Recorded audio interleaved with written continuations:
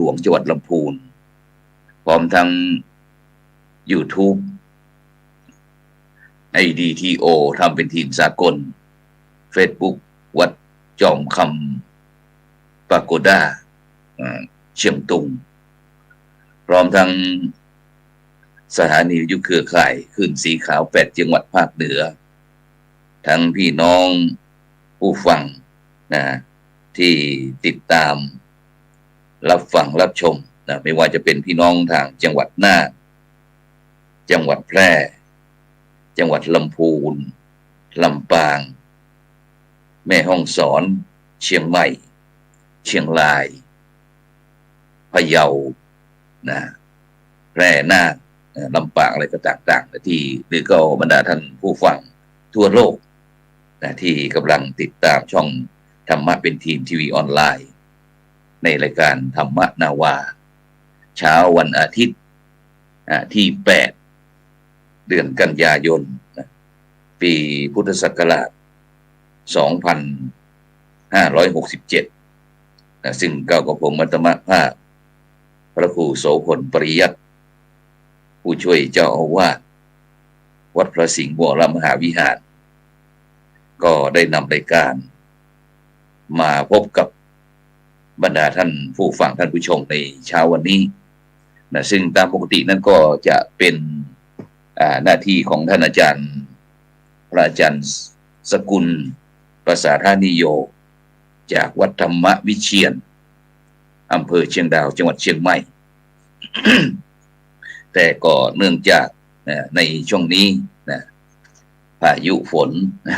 ได้เข้ามาสู่ประเทศไทยนะทั้งภาคเหนือตอนบนนะแล้วก็ทางตะวันออกทางภาคอีสานก็อาจจะทำให้ระบบอินเทอร์เน็ตไม่ค่อยเสถียรนะฉะนั้นก็ในเช้าวันนี้ก็ขอรับภาระธุระทำหน้าที่แทนท่านอาจารย์สกุลประสาทนิโยก็แล้วกัน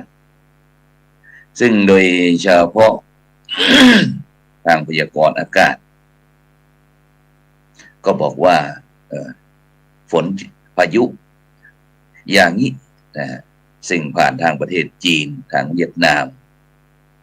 แล้วก็จะผ่านทางภาคเหนือของเราแล้วก็ประเทศลาวทางอีสานด้วยนะฉะนั้นก็บรรดาท่านผู้ฟังท่านผู้ชมที่อยู่ทางฝั่งดังกล่าวนะก็คอยติดตามสถานการณ์จากหน่วยงานเกี่ยวข้องก็แล้วกันนะแล้วก็ให้เตรียมตัวให้พร้อมนะเพราะว่าอุทกภัยปีนี้หลังจากที่ก้าวกระผมธรรมภาพได้มีโอกาสลงไปตรวจเยี่ยมโครงการหมู่บ้านรักษาศีล5 หนเหนือก็คือ16จังหวัดภาคเหนือเนี่ย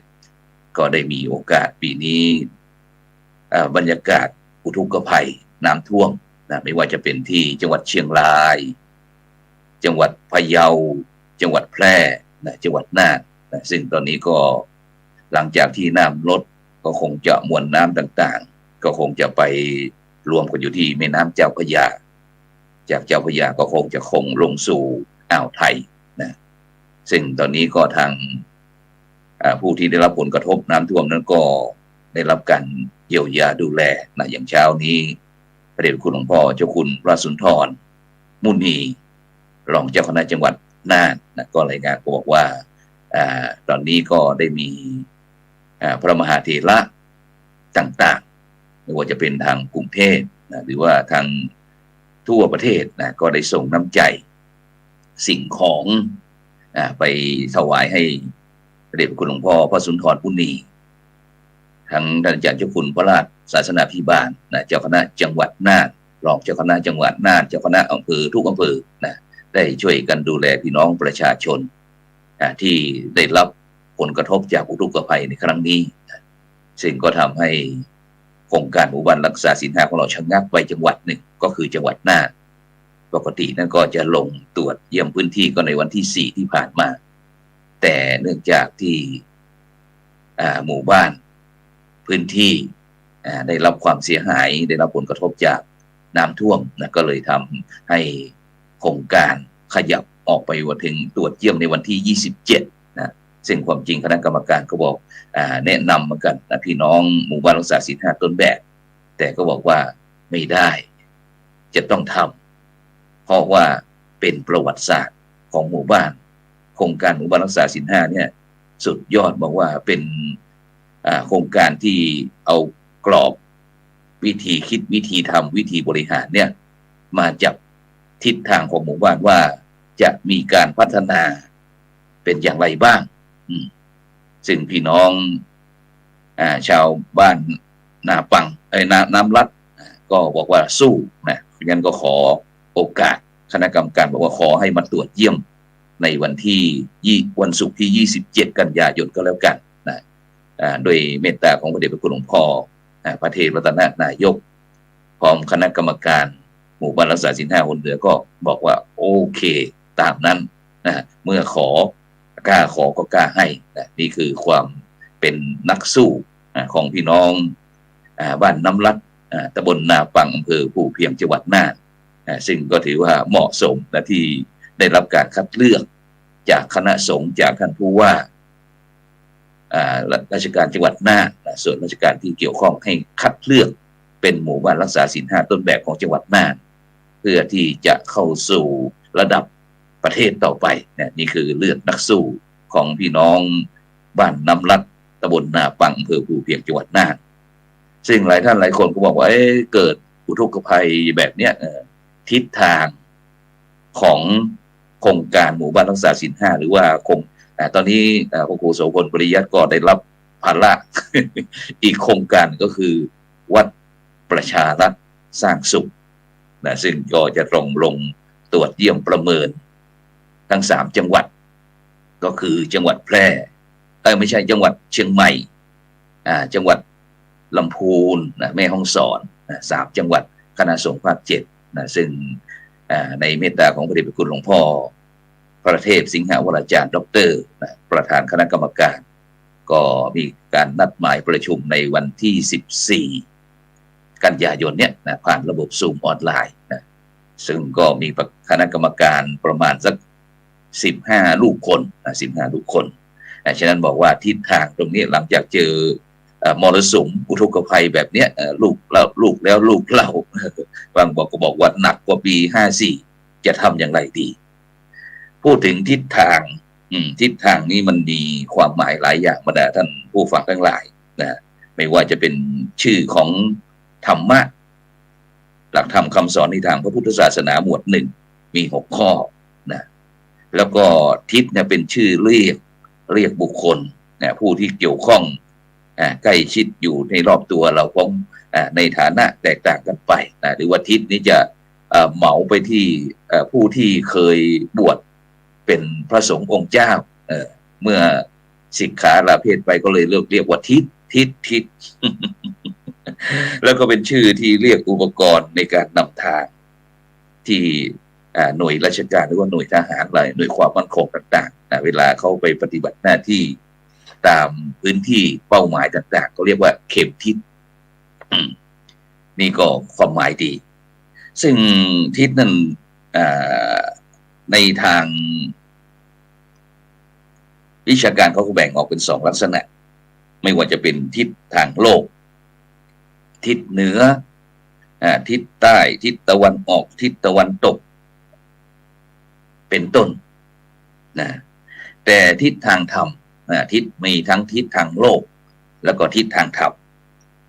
ทิศทางธรรมเนี่ยบุคคลที่มีความสัมพันธ์เกี่ยวข้องกับเราเนี่ยทุกระดับชั้นนะไม่ว่าจะเป็น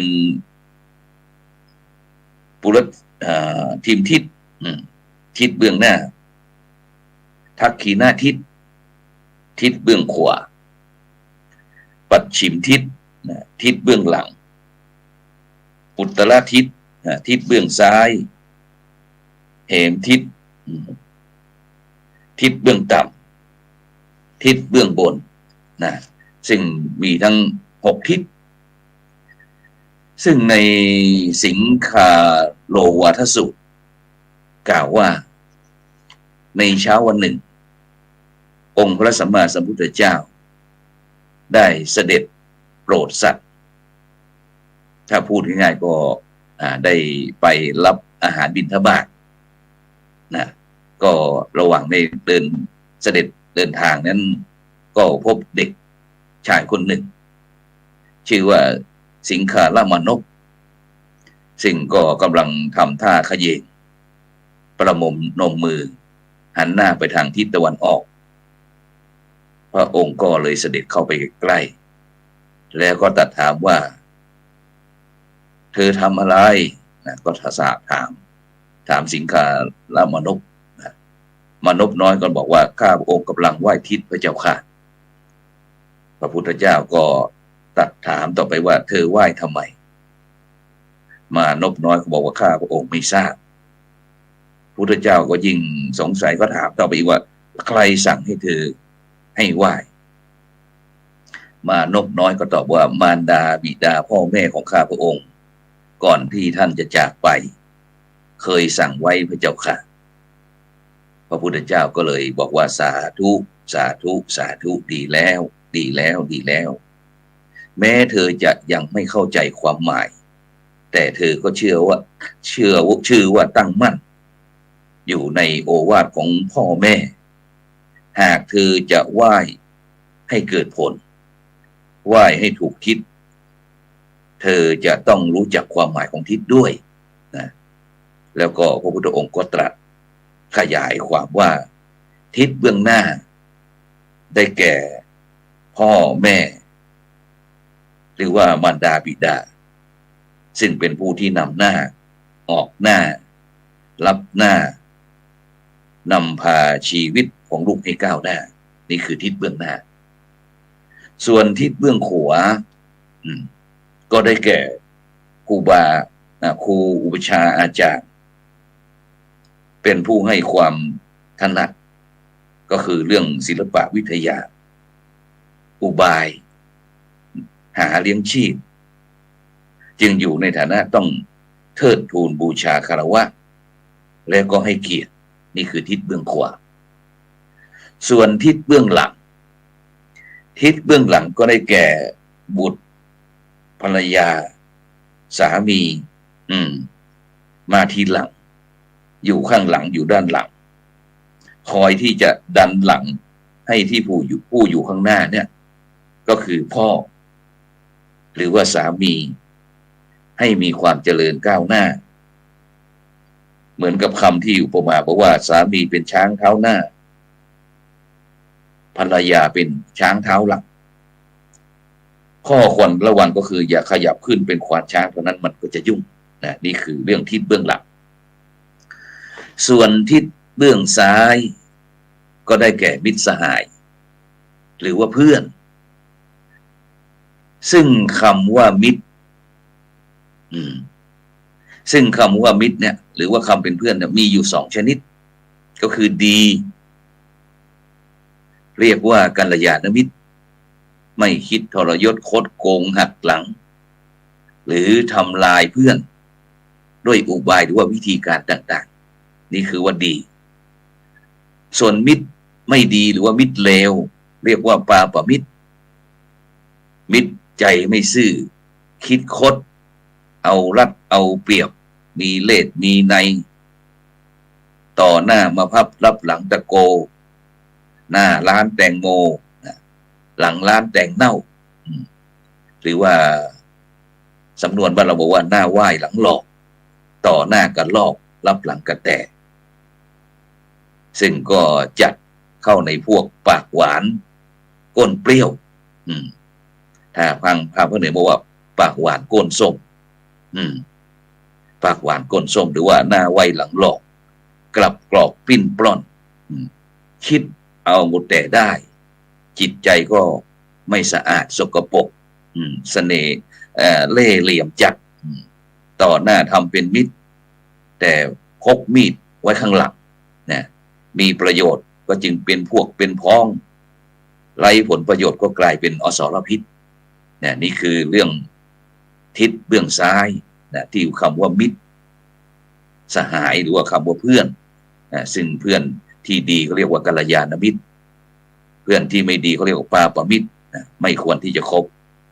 เกี่ยวกับเรื่องทิศเบื้องซ้ายส่วนทิศเบื้องต่ำนี่ก็ได้แก่ข้าทาสบริพาร บ่าวไพร่ซึ่งหลายท่านหลายคนเคยได้ยินได้ฟังคำที่คนแต่ก่อนคอยสอนลูกคอยสอนหลานเป็นประจำนะบอกว่านอนสูงให้นอนคว่ำนอนต่ำให้นอนหงายนะซึ่งหมายถึงเป็นผู้ใหญ่ให้รู้จักก้มดูผู้น้อยบ้างนะแล้วก็ในขนาดเดียวกันผู้น้อยก่อนจะทำอะไร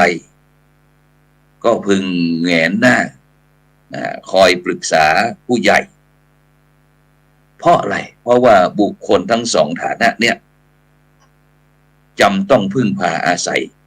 ซึ่งกันและกันตลอดเวลานะผู้ใหญ่จะยืนเด่นเป็นราศีมีสง่าได้เนี่ยก็เพราะว่าฐานนะก็คือบริวารเนี่ยหรือว่าผู้น้อยจะก้าวหน้าก็เพราะที่พึ่งคือผู้ใหญ่ท่านยอมให้พึ่งเพราะฉะนั้นเนี่ยบรรดาท่านผู้ฟังทั้งหลายก็จะเรียกว่าพ่อแม่มีลูกเป็นฐานครูบาอาจารย์มีฐานก็คือศิษย์ยิ่งใหญ่ถ้าไร้ฐานไม่นานก็โค่นเพราะฉะนั้นเนี่ยขึ้นที่สูงอย่าลืมที่ต่ำเป็นเศรษฐีก็อย่าลืมยาจกเป็นผู้ดีก็อย่าลืมผู้ร้ายเป็นผู้ใหญ่ก็อย่าลืมผู้เยาว์อย่าให้เข้ากับคำว่าเท้าพญาลืมก้นต้นไม้ลืมดินปักสินลืมไผ่ลืมป่าเป็นต้นฉะนั้นนี่คือทิศเบื้องต่ำส่วนทิศเบื้องบนนะพระพุทธองค์ตรัสว่าทิศเบื้องบนก็ได้แก่สัมภณชีพราหมณ์พระสงฆ์องค์เจ้าซึ่งมีฐานะภาวะที่สูงเป็นผู้นำทางจิตวิญญาณเป็นผู้ที่ชี้ทางสวรรค์นิพพานให้เนื่องจากอัตตวิสัยแล้วก็ภาวะวิสัยนะได้รับเกียรติสูงแล้วก็ได้รับการบูชาด้วยภาพพจน์ที่เลิศลอยใครจะเกี่ยวข้องต้องแตะนะก็กลัวบาปเกรงนรกนะเป็นเหตุให้เกิดคำที่โบราณบอกว่าชั่วช่างชีดีช่างศพนะซึ่งตรงนี้ก็ผู้ดำเนินการเองก็ไม่ค่อยที่จะเห็นด้วยนะแล้วก็ไม่น่าจะเป็นโลกทัศน์ที่ค่อนข้างจะบวกสักเท่าไหร่ในยุคปัจจุบันเพราะฉะนั้นเนี่ยบรรดาท่านผู้ฟังทั้งหลายนะสิ่งที่ได้พูดเอามาพูดมาคุยให้ท่านทั้งหลายเนี่ยหลายท่านหลายคนก็บอกว่าแล้วประเทศไทยเราในยุคนี้นายกอุ๊งอิ๊งเนี่ยจะไปทิศทางใดเราได้นายกหนุ่มน้อยนะวัยยังไม่มากเท่าไหร่นะสิ่งหลายท่านหลายคนก็อาจจะสบประมาทว่าแล้วจะเอาประสบการณ์อะไรที่ไหนมาเอาชั่วโมงบินที่ไหนมาซึ่งในปัจจุบันเนี่ยบรรดาท่านผู้ฟังทั้งหลายเราก็ต้องเปิดกว้างยอมรับนะในสิ่งที่เกิดขึ้นนะแล้วก็ปรับตัวของพวกเราเนี่ยให้รู้เท่ารู้ทันต่อยุคต่อสมัยนะเพราะว่าในปัจจุบันนี้เราต้องยอมรับนะหลังจากที่เกิดวิกฤตเรื่องโควิดนะพี่น้องชาวโลกหรือว่ามนุษย์เราเนี่ยก็มีโอกาสอยู่กับตัวเองมากยิ่งขึ้นนะเมื่อก่อนนี้เราก็จะมองแต่ผู้อื่นชี้แต่ผู้อื่นชี้นุนชี้นี้ชี้โบชี้เบชี้ทั้งที่ไม่รู้บางท่านก็บอกไม่รู้ไม่ชี้ บางท่านไม่ชี้แต่มารู้ทั้งนี้เป็นต้นนะฉะนั้นสิ่งเหล่านี้ที่มันเกิดขึ้นนะถ้าบุคคลใดท่านใดได้จำได้รู้เท่ารู้ทันนะเห็นตามความเป็นจริงสิ่งที่เกิดขึ้นไม่ใช่ภาพลวงตานะ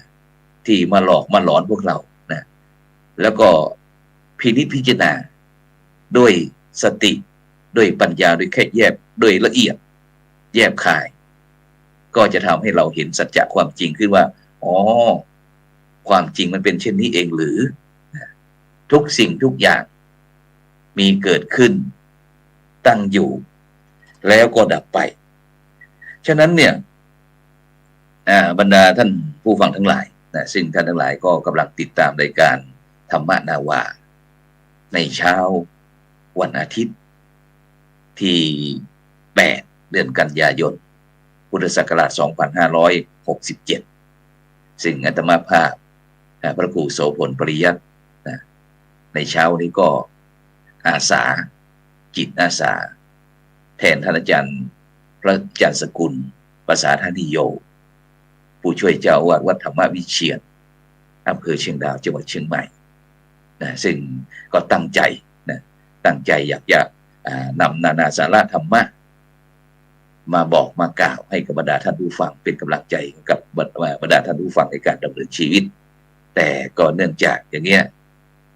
ทุกสิ่งทุกอย่างไม่แน่นอน บางครั้งก็ได้ดั่งใจบางครั้งก็ไม่ได้ดั่งใจนะเพราะฉะนั้นทุกสิ่งทุกอย่างเนี่ยมีดีใจมีเสียใจมีร้องไห้มีหัวเราะมีสมหวังมีผิดหวังทุกสิ่งทุกอย่างเนี่ยเป็นโลกธรรมนะถึงแม้พวกเราจะเกิดหรือไม่เกิดองค์พระสัมมาสัมพุทธเจ้าจะเกิดหรือไม่เกิดจะตรัสรู้หรือไม่ตรัสรู้สิ่งเหล่านี้ก็เกิดขึ้นอยู่กับคู่โลกนะเพราะฉะนั้นพวกเราเพียงเป็นส่วนหนึ่งของโลก